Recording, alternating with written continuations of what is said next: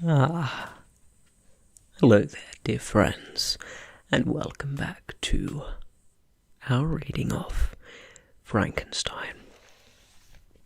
Now, last chapter, the demon recounted his tragic experience with the cottagers. Definitely not how he had wished the encounter would go. Now we continue on with the rest of his recount. The poor demon. Cursed Creator, why did I live? Why in that instant did I not extinguish the spark of existence which you had so wantonly bestowed? I know not. Despair had not yet taken possession of me.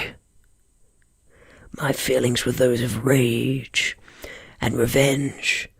I could with pleasure have destroyed the cottage and its inhabitants, and have gutted myself with their shrieks and misery.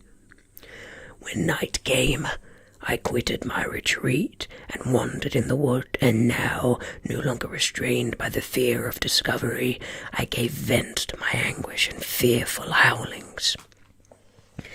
I was like a wild beast that had broken the toils, destroying the objects that obstructed me, and ranging through the wood with a stag-like swiftness. O miserable night I passed, the cold stars shone in mockery, and the bare trees waved their branches above me. Now and then the sweet voice of a bird burst forth amidst the universal stillness. All, save I, were at rest or in enjoyment. I, like the arch-fiend, bore hell within me, and finding myself unsympathized with, wished to tear up the trees, spread havoc and destruction around me, and then to have sat down and enjoyed the ruin. But this was a luxury of sensation that could not endure. I became fatigued with excess of bodily exertion, and sank on the damp grass in the sick impotence of despair. There was none among the myriads of men that existed who would pity or assist me, and should I feel kindness towards my enemies? No, from that moment I declared everlasting war against the species, and more than all against him who formed me and set me forth to this insupportable misery. The sun rose. I heard the voices of men, and I knew that it was impossible to return to my retreat during the day.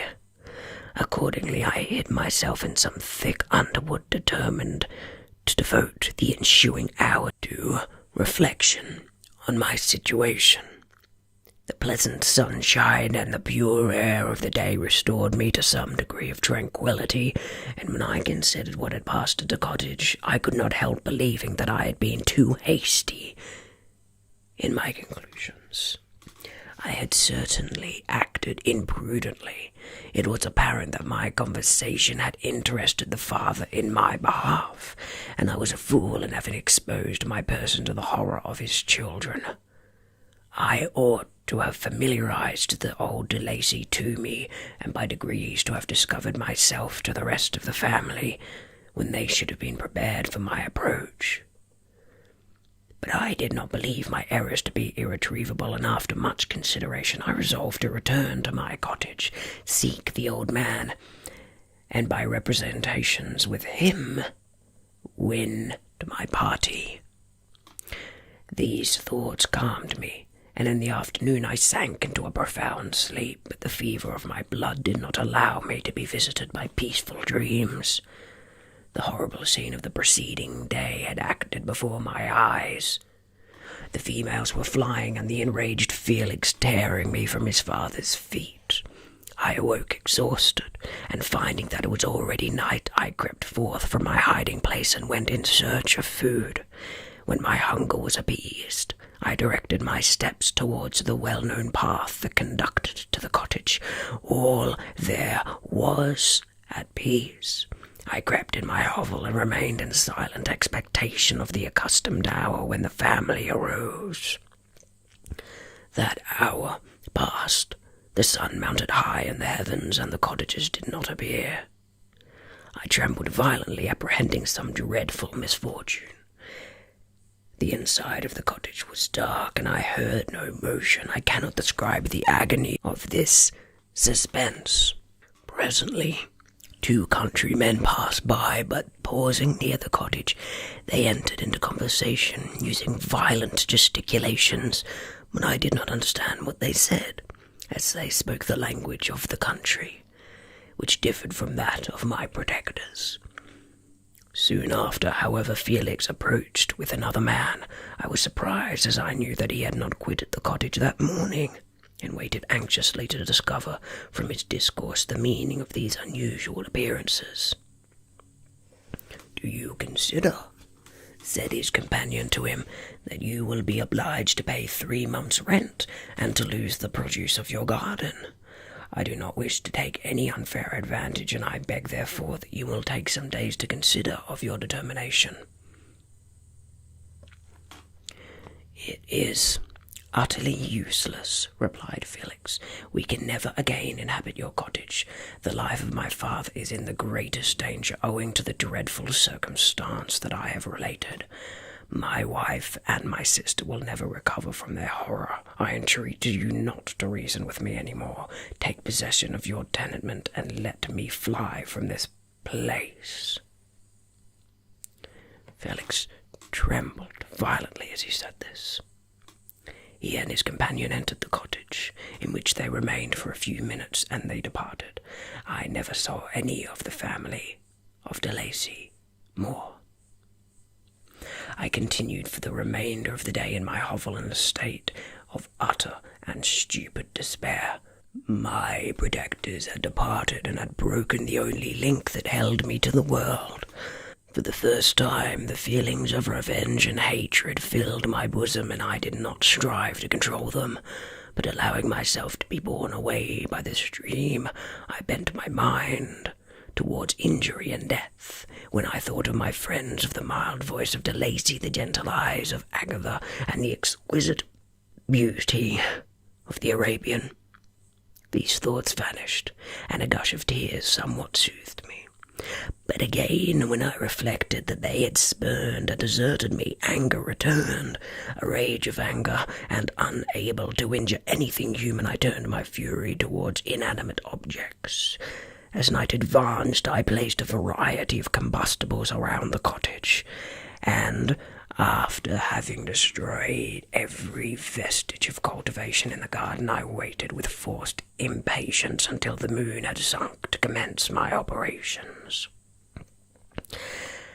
As the night advanced, a fierce wind arose from the woods and quickly dispersed the clouds that had loitered in the heavens. The blast tore along like a mighty avalanche and produced a kind of insanity in my spirits that burst all bounds of reason and reflection. I lighted the dry branch of a tree and danced with fury around the devoted cottage, my eyes still fixed on the western horizon, the edge of which the moon nearly touched. A part of its orbs was at length hid, and I waved my brand. It sank, and with a loud scream I fired the straw and heath and bushes which I had collected. The wind fanned the fire, and the cottage was quickly enveloped by the flames which clung to it and licked it with their forked and destroying tongues. As soon as I was convinced that no assistance could save any part of the habitation, I quitted the scene and sought for refuge in the woods. And now, with the world before me, whither should I bend my steps? I resolved to fly far from the scene of my misfortunes, but to me, hated and despised, every country must be equally horrible. At length the thought of you crossed my mind. I learned from your papers that you were my father, my creator, and to whom could I apply with more fitness? To him who had given me life. Among the lessons that Felix had bestowed upon Safie, geography had not been omitted. I had learned from these the relative situations of the different countries of the earth. You had mentioned Geneva as the name of your native town, and towards this place I resolved to proceed. But how was I to direct myself? I knew that I must travel in a southwesterly direction to reach my destination, but the sun was my only guide. I did not know the names of the towns that I was to pass through, nor could I ask information from a single human being. But I did not despair. From you only could I hope for succour, although towards you I felt no sentiment but that of hatred.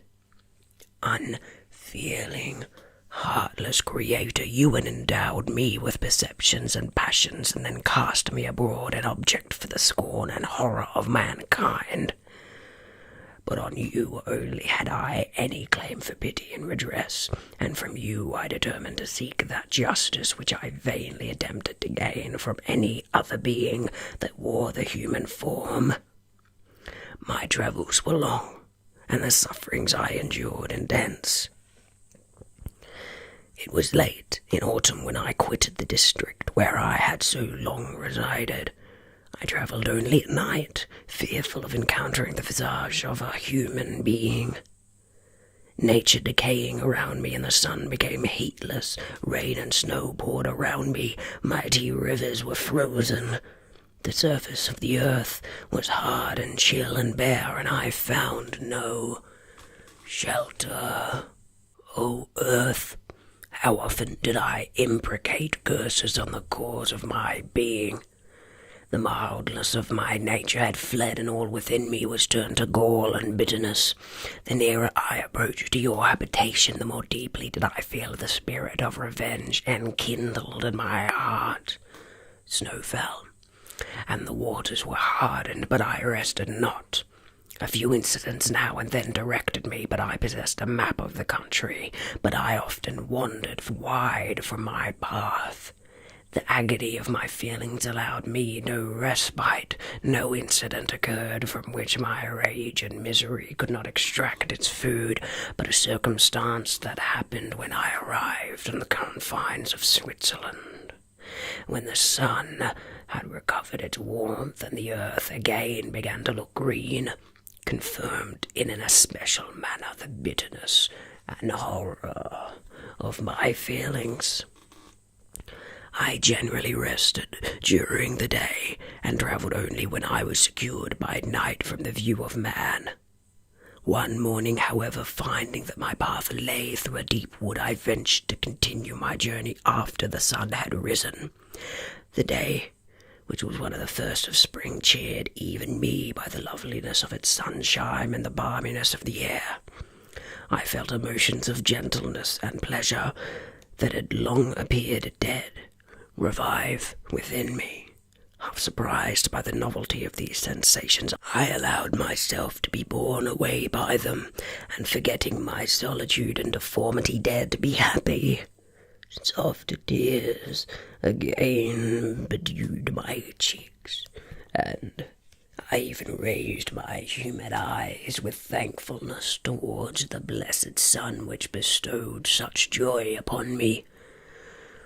I continued to wind among the paths of the wood until I came to its boundary, which was skirted by a deep and rapid river, into which many of the trees bent their branches, now budding with the fresh spring.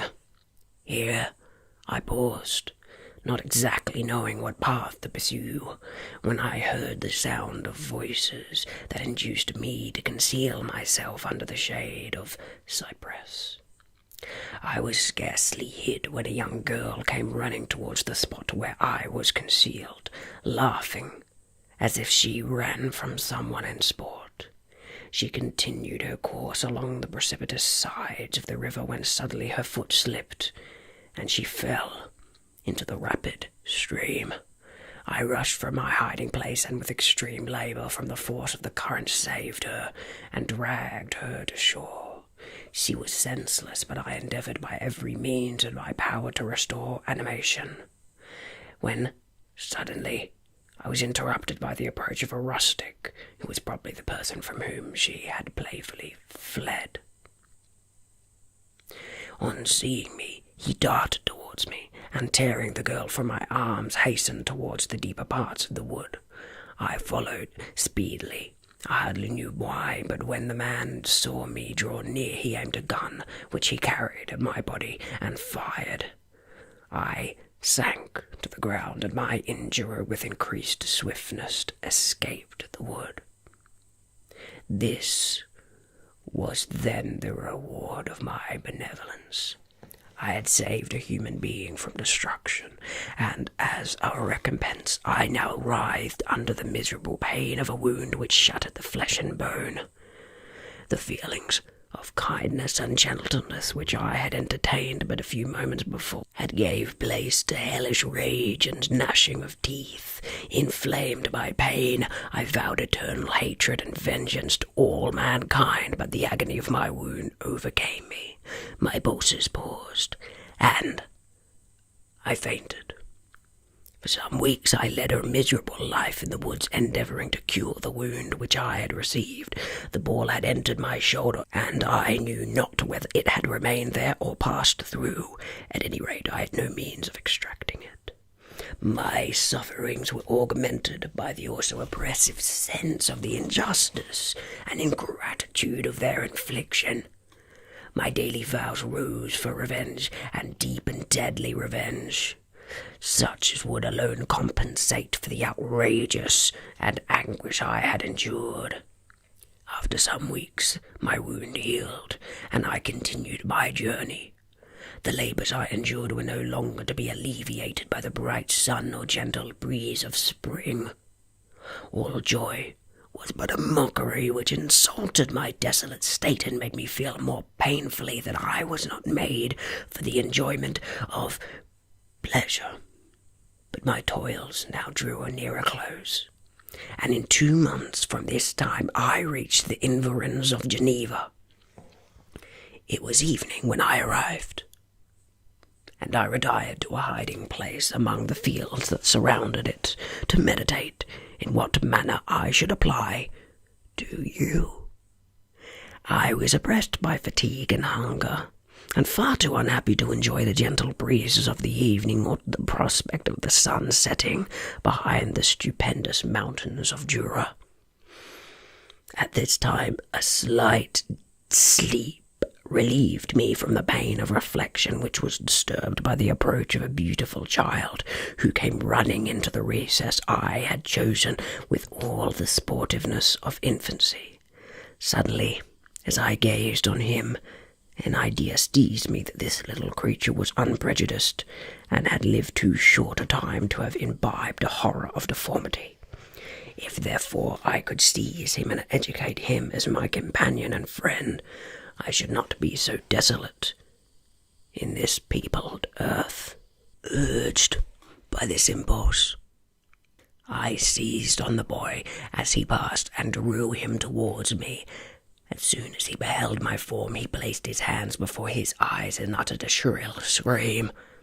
I drew his hand forcibly from his face and said, "Child, what is the meaning of this? I do not intend to hurt you. Listen to me."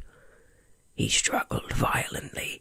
"Let me go," he cried. "Monster, ugly wretch, you wish to eat me and tear me to pieces. You are an ogre. Let me go, or I will tell my papa." "Boy, you will never see your father again. You must come with me." "Hideous monster, let me go. My papa is a cynic. He is Frankenstein. He will punish you. You dare not keep me, Frankenstein. You belong then to my enemy, to him towards whom I have sworn eternal revenge. You shall be my first victim." The child still struggled and loaded me with epithets which carried despair to my heart. I grasped his throat to silence him, and in a moment he lay dead at my feet. I gazed on my victim, and my heart swelled with exultation and hellish triumph. Clapping my hands, I exclaimed, "I too can create desolation. My enemy is not invulnerable. This death will carry despair to him, and 1,000 other miseries shall torment and destroy him. As I fixed my eyes on the child, I saw it something glittering on his breast. I took it. It was the portrait of a most lovely woman. In spite of my malignity, it softened and attracted me.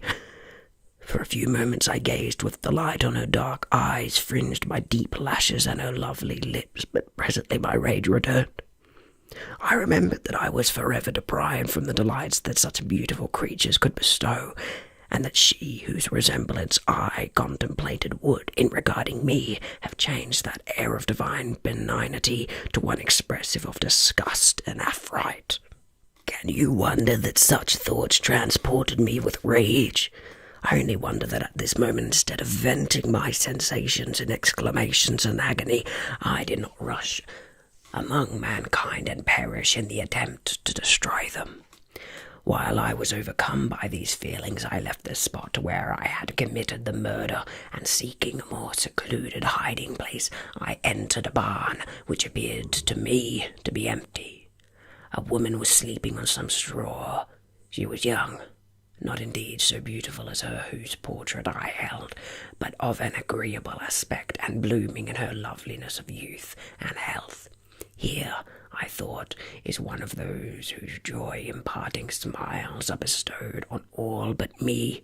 And then I bent over her and whispered, "Awake, fairest, thy lover is near. He who would give his life but to obtain one look of affection from thine eyes. My beloved, awake." The sleeper stirred. A thrill of terror ran through me. Should she awake and see me and curse me and denounce the murderer? Thus would she assuredly act if her darkened eyes opened and she beheld me. The thought was madness. It stirred the fiend within me. Not I, but she shall suffer. The murder I have committed because I am forever robbed of all that she could give. She shall atone. The crime had its source in her. Be hers the punishment. Thanks to the lessons of Felix and the sanguinary laws of man, I had learned now to work mischief. I bent over her and placed the portrait securely in one of the folds of her dress. She moved again, and I fled. For some days I haunted the spot where these scenes had taken place, sometimes wishing to see you, sometimes resolved to quit the world and its miseries forever. At length I wandered towards these mountains, and have ranged through their immense recesses, consumed by a burning passion which you alone can gratify. We may not part until you have promised to comply with my requisition. I am alone and miserable. Man will not associate with me, but one as deformed and horrible as myself would not deny herself to me.